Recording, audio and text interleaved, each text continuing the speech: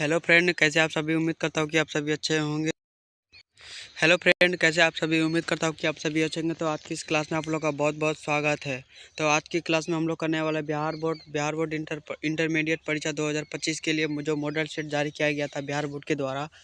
जो आर्ट्स वाले जितने भी छात्र हैं उन सभी के लिए जो सब्जेक्ट होता है ज्योग्राफी, उन सभी ज्योग्राफी के जितने भी ऑब्जेक्टिव है मॉडल पेपर का सभी के सभी आज हम सॉल्यूशन लेके आए हैं। तो आप लोग को थोड़ा सा मैं मॉडल पेपर सॉल्यूशन में थोड़ा सा आप लोग को लेट कर रहा हूं, तो इसके लिए आई एम वेरी सॉरी सभी विद्यार्थियों को। तो चलिए क्लास स्टार्ट करते हैं। जो कि आप लोग को पता ही है कि ज्योग्राफी में कुल 70 नंबर के क्वेश्चन पूछे जाते हैं। 70 में से सिर्फ आप लोग को 30 क्वेश्चन बनाने हैं। 30 क्वेश्चन आप लोग को बनाने हैं। वो 35 सॉरी आप लोग को 70 में से 35 क्वेश्चन बनाने हैं, जिसमें 35 नंबर आपको रहेंगे। उसके बाद 30 नंबर का जो है स्कूल से आपको प्रैक्टिकल मिल जाएंगे। इस प्रकार से आपको चलिए पहला क्वेश्चन आप लोग के सामने में रहा। निम्नलिखित में से कौन सा मानव भूगोल का उपनाम नहीं है। इसमें से ऑप्शन दिए गए ABCD। इनमें से आप लोग को एक ऑप्शन सही है और बाकी के सभी क्वेश्चन से गलत है। तो इसमें से आपको एक चूज करना है। तो चलिए बताइए इसमें से कौन सा सही होगा। तो इसमें से मैं बताता हूँ, इसका एक नंबर का ए नंबर राइट आंसर होगा, जिसमें से ए क्षेत्रीय विभिन्नता। इसी प्रकार से दूसरा नंबर है कि सैन्य भूगोल मानव भूगोल की किस क्षेत्र से संबंधित है। सैन्य भूगोल जो है वो मानव भूगोल के किस भूगोल से संबंधित है। तो इसका राइट आंसर क्या होगा, आप लोग से पूछ रहा हूँ। इसका राइट आंसर जल्दी से जल्दी कमेंट बॉक्स में दीजिए। तो इसका सैन्य भूगोल का मानव क्षेत्र भूगोल के क्षेत्र से संबंधित है, तो राजनीतिक भूगोल, जो कि बी नंबर ऑप्शन सही है। इसी प्रकार से तीसरा क्वेश्चन में हमें फ्रेबे संबंधित है। फ्रेबे क्या चीज़ से संबंधित है। तो संभववाद से। फ्रेबेक क्या चीज़ से संबंधित है। संभववाद से, निश्चयवाद से, मानवतावाद से, या फिर इनमें से कोई नहीं। तो इसमें से राइट आंसर होगा क्वेश्चन ए, यानी कि 3 का ए नंबर संभववाद से। इसी प्रकार से 4 नंबर का क्वेश्चन आप लोग बताइए। 4 नंबर का क्वेश्चन बताइए आप लोग। तो निम्नलिखित महाद्वीपों में से किसकी जनसंख्या वृद्धि दर सर्वाधिक है। किसकी जनसंख्या वृद्धि दर सर्वाधिक है। चलिए इसमें से एक क्वेश्चन मैं और बता देता हूँ आप लोग को। यदि इसमें से जनसंख्या किन महादेशों में सबसे अधिक जनसंख्या निवास करती है, तो इसका राइट आंसर होगा एशिया। एशिया। यदि क्वेश्चन में जनसंख्या वृद्धि दर सर्वाधिक पूछा जाए तो आप लोग को अफ्रीका मारना है, यानी कि ऑप्शन सी मारना है, अफ्रीका। तो जनसंख्या वृद्धि दर में सर्वाधिक है, अफ्रीका है। इसी प्रकार से आप लोग को ये थोड़ा सा भी मिस्टेक्स नहीं करना है। जो कि 5 नंबर एक गया तो 1 नंबर आपका सोचो गया। इसी प्रकार से 5 नंबर में है। 5 नंबर क्या कह रहा है देखिए। तो इनमें से सघनतम जनसंख्या घनत्व वाला क्षेत्र कौन सा है। सघनतम जनसंख्या घनत्व वाला क्षेत्र कौन सा है। तो हम लोग क्या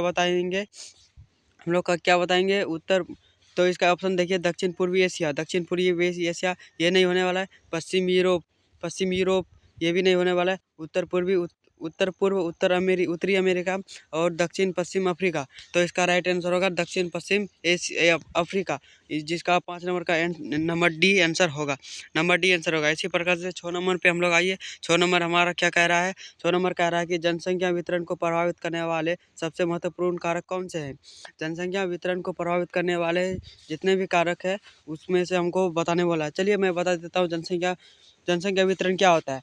जैसे कि हम अपने गांव में रहते हैं। गांव में हमको क्या क्या चीज़ों की ज़रूरत पड़ती है। जैसे कि जलवायु, यानी कि यहाँ के वातावरण जैसे कि गर्मी, सर्दी, ठंडा मौसम और बरसात, यानी बरसात ज़रूरी होता है। इस मिट्टी भी ज़रूरी पड़ता है। भू आकृति, यानी कि यहाँ का गांव का स्ट्रक्चर कैसा है।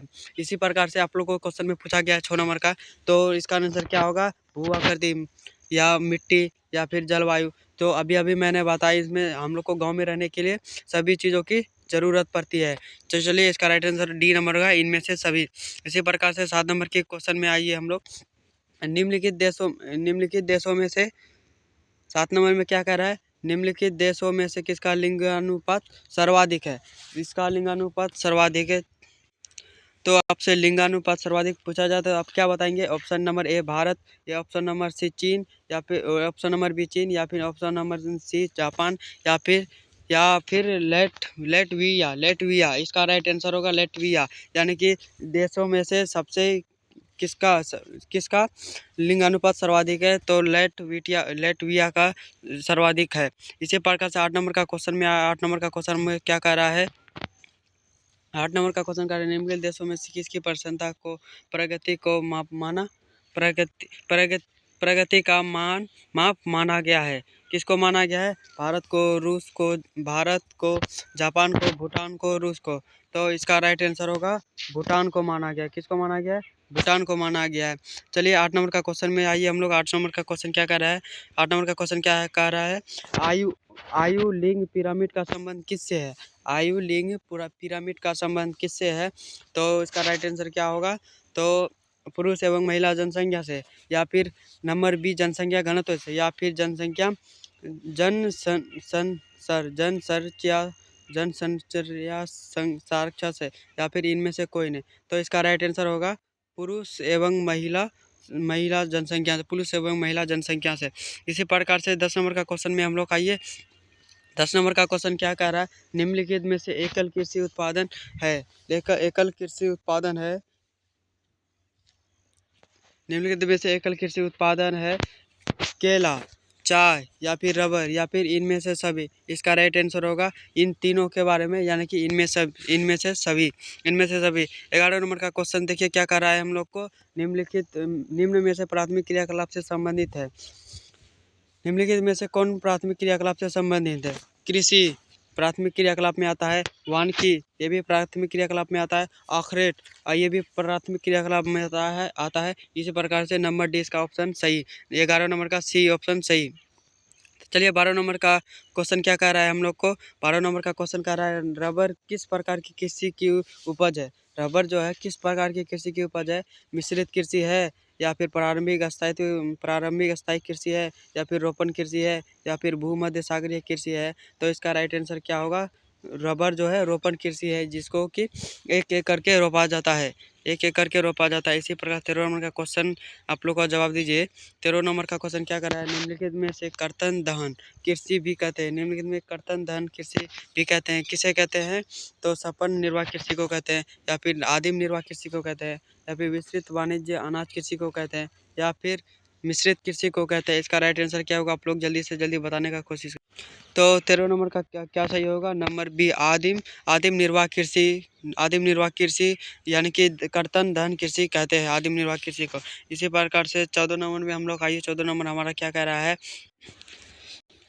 विस्तृत व्यापार अनाज उत्पादन कृषि नहीं की जाती, विस्तृत व्यापारिक अनाज उत्पादन कृषि नहीं की जाती है। इसका ऑप्शन सही क्या होगा, नंबर ए पंपास क्षेत्र में, या फिर अमेजन बेसिन में, या फिर पेरिजे क्षेत्र में, या फिर स्टेपिस क्षेत्र में। तो इसका राइट आंसर क्या होगा, इसका राइट आंसर होगा अमेजन बेसिन में। अमेजन बेसिन में इसका राइट आंसर होगा। इसी प्रकार से 13 नंबर में आप लोग आइए। 13 नंबर में क्या कह रहा है, 13 नंबर में कह रहा है ब्राज़ील के कॉफ़ी क्षेत्र को क्या कहा जाता है। ब्राज़ील के जो कॉफ़ी क्षेत्र है उसे क्या कहा जाता है, नंबर ए फेजेंडा, या फिर झूम की खेती झूम कहते हैं, या फिर मिल्पा कहते हैं, या फिर लदांग कहते हैं। इसी प्रकार से इसका राइट आंसर क्या होगा, फेजेंडा कहते हैं। ब्राज़ील में कॉफ़ी क्षेत्र को क्या कहा जाता है, तो फेजेंडा कहा जाता है। आप लोग को एकदम मॉडल पेपर सोल्यूशन मिल रहा है, तो आप लोग को कितना सही होगा। अभी तक हम लोगों ने 15 क्वेश्चन लगाए हैं, 15 क्वेश्चन में आप लोग को कितना सही हुआ, तो ये लोग आप लोग कमेंट में बताइए। और वीडियो को लाइक करें, चैनल को सब्सक्राइब करें। आप लोग को ऐसे ही इंफॉर्मेटिव वीडियो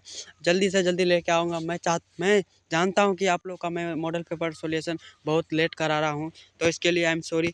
तो बताइए आप लोग का 15 में से 15 कितना आया है या नहीं आया। तो नहीं आया तो आप लोग को फिर से आपको 15 में से 15 यदि नहीं आया है तो आपको मेहनत करने की ज़रूरत, क्योंकि अभी भी हमारे पास 2 महीना का टाइम है, यानी कि 2 मंथ का टाइम है।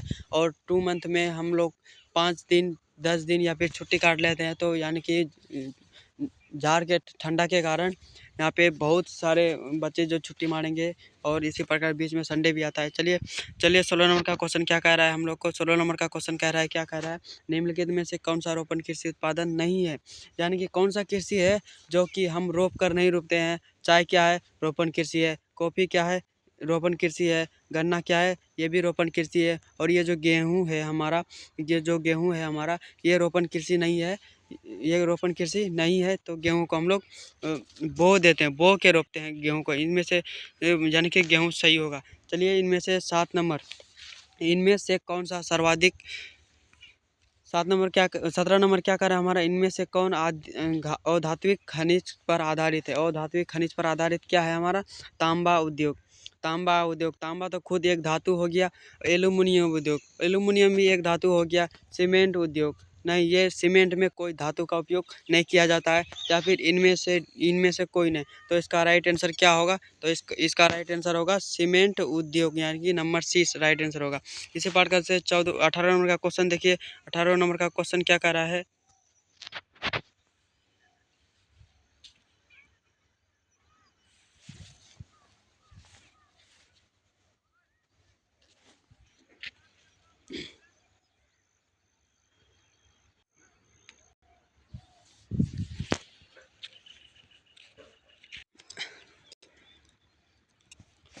चलिए आप लोग के लिए मैं हलवा हलवा क्वेश्चन लेकर आया हूँ। चलिए हलवा क्वेश्चन बिहार बोर्ड ने दे दिया मॉडल पेपर में। देखिए कौन पेशागत कॉलर का रंग नहीं है, कौन पेशागत कॉलर का नहीं है, काला लाल काला लाल काला नीला गुलाबी। तो इसमें से राइट आंसर क्या होगा, काला पेशागत कलर का रंग नहीं है।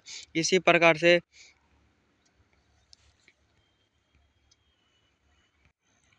नंबर 23 नंबर क्या कर रहा है, देखिए निम्नलिखित में से कौन कृषि आधारित उद्योग है। निम्नलिखित में से कौन कृषि आधारित उद्योग है। सीमेंट उद्योग कृषि आधारित उद्योग है, नहीं है। लोहा इस्पात उद्योग कृषि आधारित उद्योग नहीं है, नहीं है। जूट उद्योग कृषि आधारित उद्योग है, नहीं है। चमड़ा उद्योग कृषि आधारित उद्योग है, नहीं है। तो इसका राइट आंसर होगा जूट उद्योग, जो कि कृषि से संबंधित है। इसी प्रकार से नंबर 14 की ओर आते हैं हम लोग। 14 नंबर क्या कर रहा है, मीटर गेज की रेल लाइन मीटर गेज की रेल लाइन मीटर गेज की रेल लाइन की चौड़ाई कितनी होती है। नंबर है 1.16 मीटर, या फिर 1.7 मीटर, या 1.5 मीटर। इनमें से सब इसका राइट आंसर होगा। मीटर गेज की लंबाई 1 मीटर होती है।